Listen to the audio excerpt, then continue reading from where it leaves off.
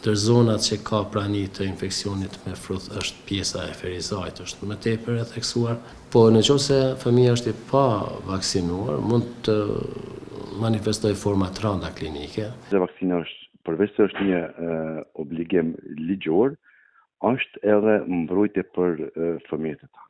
Dukuria e hezitimit për të imunizuar fëmijët e disa prindve ka ndikuar që të kemi shtim të rasteve me fruth, që në vitet e mëparshme kjo dukuri nuk ka qenë.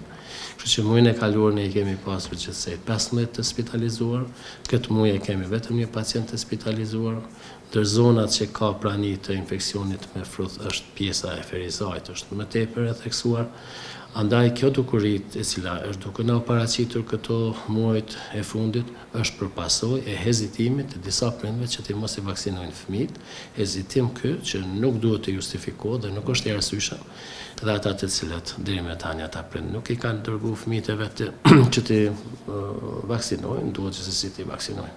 Po nëse fëmia është i pa vaksinuar, mund të manifestoj forma të rënda klinike, e ato janë manifestimet të ndryshme, qoftë pulmonare, qoftë sistemi nervor qendror, edhe format e tjera të prekjes tërësisht të sistemit imunitar dhe që mund të shkaktojnë edhe dëmtim të serioz të shëndetit të fëmijëve. Në kohët e fundit ka pas numër të shtuar të pacientëve.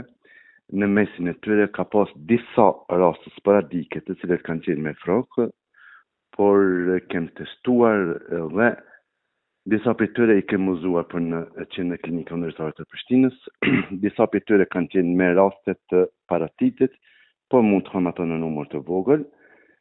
Pastaj smundjet të tjera që kanë përfshirë janë smundjet infektive, të cilat përfshin edhe smundjet të tjera, por në përgjithësi me vjelle kemë pak një problematik. Është problemet e frigas se mos ndonjë nga vaksinat po shkakton ndonjë problematik të caktuar në autizëm. Dhe vaksina është, përveç se është një obligim ligjor, është edhe mbrojtje për fëmijët e ta.